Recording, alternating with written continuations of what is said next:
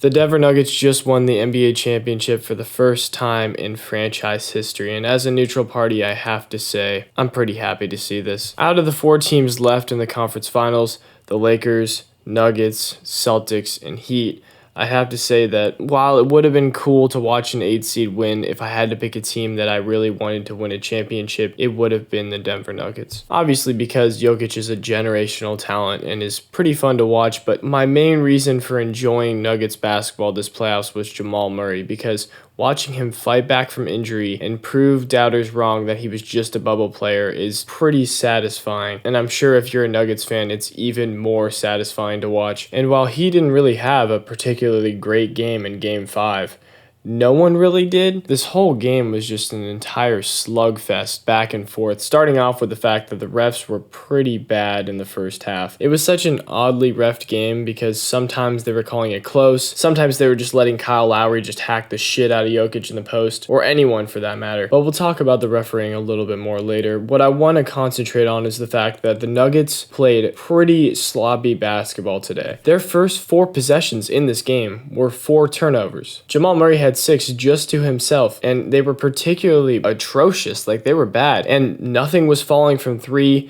and they couldn't make their free throws, and yet they were only down 8 at halftime, and they brought it all the way back and ended up winning in the last few minutes, 94-89. I mean, to emphasize how bad their shooting was, they made 1 3 out of either it was 14, 15, 16 attempts in the first half, and they knocked down less than half of their free throws. And even then, and with Bam playing pretty well, they were only down 8 going into the second half. Jokic started dominating towards the beginning of the third quarter, which led to the game being tied 60 apiece.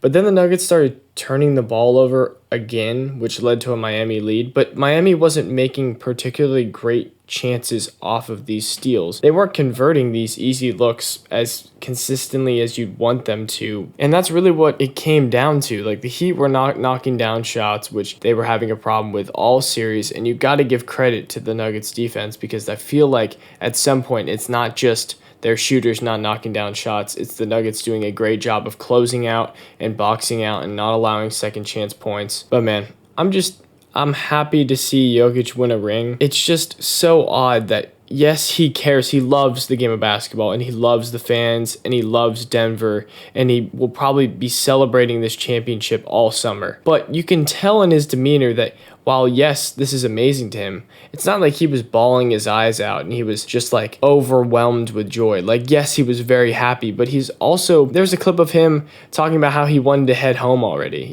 So I'm curious what you are feeling right now, and if you're looking forward to a parade coming up in Denver. When is parade? When is parade? Thursday. No. I need to go home. That's just very humble, I guess. It makes for great TV, I'll put it that way. I mean, I think that's just funny. You just won the NBA championship, the one thing everyone strives for, and yet you're less concerned with the parade you're about to go through in Denver and more concerned with the fact that you want to get home to your horses. That's just awesome. I don't know. But what made this Nuggets victory so interesting was the fact that outside of Jokic, no player on the Nuggets scored more than 20 points. There was Michael Porter Jr. with 16, who decided he was going to actually make some shots in the second half, even though in the first half he was playing like shit. And then Jamal Murray had 14, Bruce Brown had 10, and Caldwell Pope had 11, and then everyone else was in single figures. It really was a full team effort. And while we're here, Jokic had 28 points on insane efficiency. He was 12 for 16 from the floor, 16 total rebounds, and only 4 assists, which is kind of uncharacteristic for him. Look, I'm happy for the guy. I'm happy especially for Jamal Murray because of the way he battled back from that ACL tear. It's just really inspiring, and this whole run was well-deserved, and they're well-coached and well-disciplined, and they avoided the injury bug pretty well. I mean, not even pretty well. Did they have any major injuries on their team? I don't think they did. I wish every NBA team would avoid injuries so we can see all these teams at full capacity. Speaking of injuries, Tyler Hero was cleared to play tonight, but he didn't end up playing. I'm not sure what the decision was. I think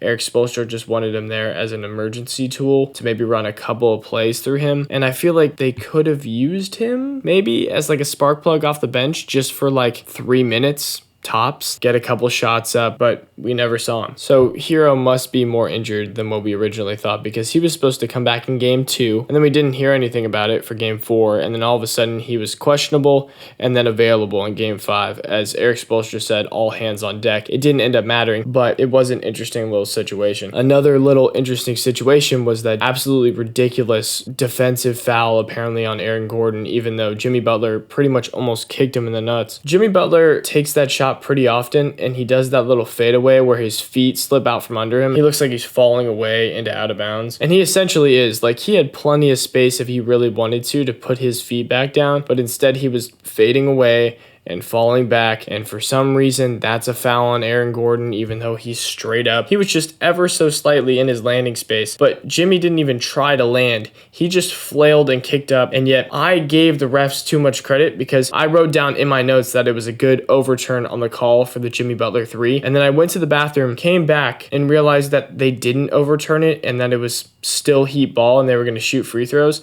And if that would have decided the game, if the Heat would have come back and won, that would have been a very, very infamous moment in the playoffs so far, because that call was pretty egregious. Like, I don't know how that's not, if anything, that was a foul on Jimmy Butler because he kicked Aaron Gordon. Anyway, that's enough of complaining about refs. Congrats, Nuggets fans. I'm very happy for you. This is your first NBA championship. In fact, wasn't this y'all's first NBA Finals? So that's pretty awesome. I could see them running it back next year, really, if they stay injury-free. And now I gotta wait 4 months to have any reason to turn my TV back on outside of the draft. Anyway, that's pretty much all I got. Y'all have a good one, especially you Nuggets fans. And yeah, thanks for a great season. I mean, this channel was really only around for a little bit of the NBA playoffs, and I was posting most of my stuff on my main channel. But now we're here, and we're gonna slowly grow this channel, and I'm looking forward to it. So yeah, I hope next season I'm doing this for the entire year. Anyway, y'all take care.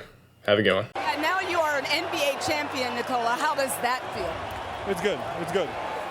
The job is done. We can go home now.